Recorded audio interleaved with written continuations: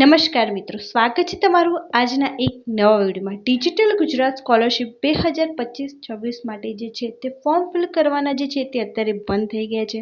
આની ડેટ જે છે તે એક્સટેન્ડ કરવામાં આવી શકે છે, કેમ કે હજુ પણ બહુ બધા વિદ્યાર્થી મિત્રોને જે છે તે સ્કોલરશિપના ફોર્મ ફિલ કરવાનું બાકી છે, પરંતુ હજુ સુધી આની કોઈ ઓફિશિયલ માહિતી જે છે આવી નથી। જ્યારે પણ આની માહિતી આવશે ત્યારે સૌથી પહેલાં તમને પ્રોવાઈડ કરી દેવામાં આવશે।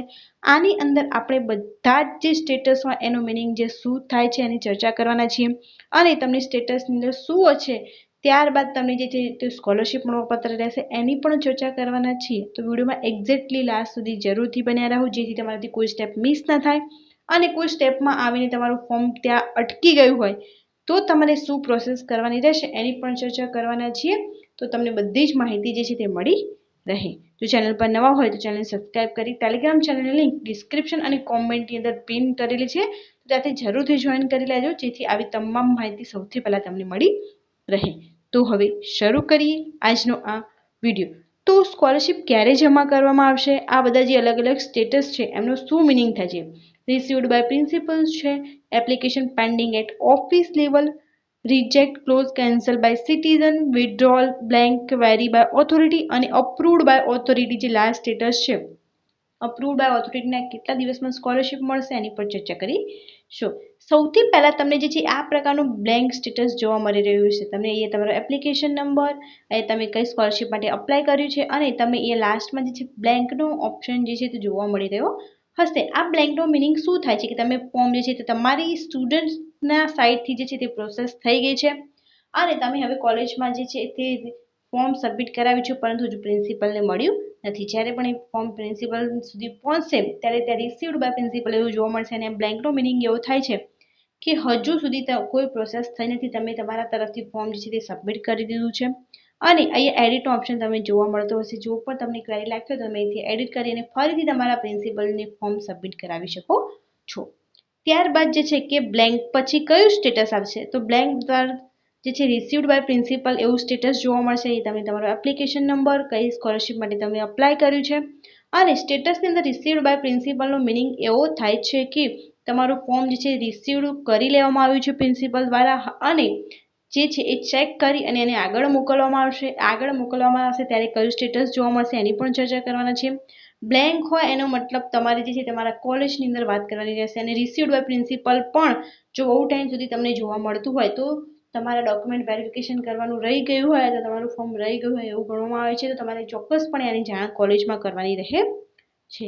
ત્યારબાદ છે કે જ્યારે પણ પ્રિન્સિપલ જે છે એ ફોર્મને સબમિટ કરશે, તમારું ફોર્મ અપ્રૂવ કરશે, એટલે એ તમારી જિલ્લા કચેરીની અંદર જે છે તે જશે, અને ત્યારબાદ જે છે ત્યાંથી કન્ફર્મ કરવામાં આવશે, ત્યારબાદ જ તમને સ્કોલરશિપ મળવાપાત્ર રહેશે। અહીંયા તમને તમારું રિક્વેસ્ટ આઈડી જોવા મળી રહેશે, ત્યારબાદ સર્વિસ જોવા મળી રહી છે, ત્યારબાદ સ્ટેટસ જોવા મળી રહ્યું છે કે application pending at office level, means જિલ્લા કચેરીની જે ઓફિસ છે ત્યાં તમારું ફોર્મ જે છે તે અત્યારે પેન્ડિંગ છે, ત્યાં ચકાસણી થઈ રહી છે, ત્યાં બધી જ માહિતી ચકાસવામાં આવી રહી છે। માહિતી ચકાસ્યા પછી જે છે તમારી માહિતી યોગ્ય હશે તો તમારું ફોર્મ જે છે તે એક્સેપ્ટ કરી લેવામાં આવશે। તો જો અહીંયા પણ તમને બહુ દિવસ સુધી આ સ્ટેટસ બતાવી રહ્યું હોય તો તમે તમારા નજીકની જિલ્લા કચેરી અથવા જિલ્લાની ઓફિસ હોય ત્યાં જઈને એની જાણ કરી શકો છો, અથવા તમને ત્યાં નીચે જે છે ડિજિટલ ગુજરાતના વેબસાઇટ ઉપર ટોલ ફ્રી નંબર આપવામાં આવેલો હશે, ત્યાંથી જરૂરથી ચેક કરી અને ત્યાંથી માહિતી લઈ લો કે તમારે ક્યાં જાણકારી લેવાની રહેશે, બધી માહિતી લઈ અને પછી તમે ત્યાં જઈ શકો છો। એના પછી છે કે query by authority other you haven't attach last examination marksheet, આ પ્રકારનું આવે ક્વેરી, આને એક પ્રકારની ક્વેરી કહી શકાય। ક્વેરી મીન્સ તમારા ફોર્મની અંદર જે છે તે ભૂલ આવી છે, હવે તમારે શું કરવાનું રહેશે, તો તમારે આ ભૂલ સુધારી અને ત્યારબાદ જે છે આ ફોર્મને ફરીથી સબમિટ કરવાનું રહેશે। હવે તમે ભૂલ ક્યાંથી સુધારી શકો છો, તમને અહીંયા એડિટનો ઓપ્શન જોવા મળી રહ્યો છે, એ એડિટ ઉપર ક્લિક કરશો એટલે તમારું ફોર્મ આખું ફરીથી ખુલી જશે, તમારી બધી ડિટેલ રહેશે, પરંતુ જે એક ક્વેરી આવી હોય એ તમારે સુધારી અને ફરીથી સબમિટ કરવાનું રહેશે, અને ફરીથી તમારી કોલેજની અંદર જે છે એ સબમિટ કરવાનું રહેશે। ફરીથી બધી પ્રોસેસ થશે, બ્લેન્ક આવશે, રિસીવ્ડ બાય પ્રિન્સિપલ આવશે, પેન્ડિંગ એટ ઓફિસ લેવલ આવશે, ત્યારબાદ જો કોઈ ક્વેરી નહીં હોય તો લાસ્ટ જે સ્ટેટસ જે છે એ તમને આવી જશે। ત્યારબાદ જે છે કે reject application, close, cancel by citizen, આનો શું મિનિંગ થાય છે કે તમે ફોર્મ ફિલ કર્યા બાદ અહીંયા તમને વિથડ્રોઅલ એપ્લિકેશન જોવા મળી રહ્યું છે, તમે ફોર્મ ફિલ કર્યા બાદ તમને અહીંયા એવો ઓપ્શન જોવા મળશે કે વિથડ્રો અથવા કેન્સલ, તમે એને ભૂલથી કેન્સલ કરી દીધું હોય તો પણ તમને સ્કોલરશિપ મળવાપાત્ર રહેશે નહીં. આનો મતલબ એવો થાય છે કે તમારે સ્કોલરશિપ લેવી નથી અને તમે તમારું ફોર્મ જાતે જ રિજેક્ટ કરો છો. તો આ કેસમાં તમારે શું થઈ શકે? આવું થાય તો તમારે નવું ફોર્મ જે તમે જે છે એ ચોક્કસ ન્યૂ ફોર્મ જે છે તે ભરી શકો છો, પરંતુ જો ડેટ ચાલુ હોય તો જ આ ફોર્મ ભરી શકાય છે. અત્યારે તો બંધ થઈ ગયું છે, તો અત્યારે આ જેની ક્વેરી આવી હોય એને વેટ જ કરવા સિવાય કોઈ ઓપ્શન નથી. જ્યારે પણ નવું ફરીથી ફોર્મ ફિલ કરવાનું શરૂ થાય ત્યારે તમે ફોર્મ ફિલ કરી શકો છો. અને લાસ્ટ ઓપ્શન છે કે approved by authority.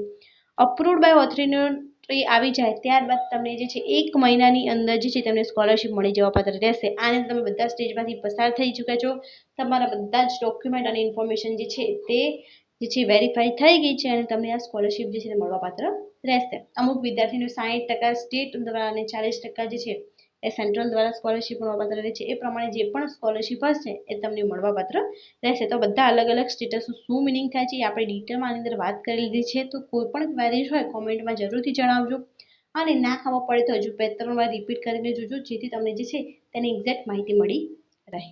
Thank you so much for watching.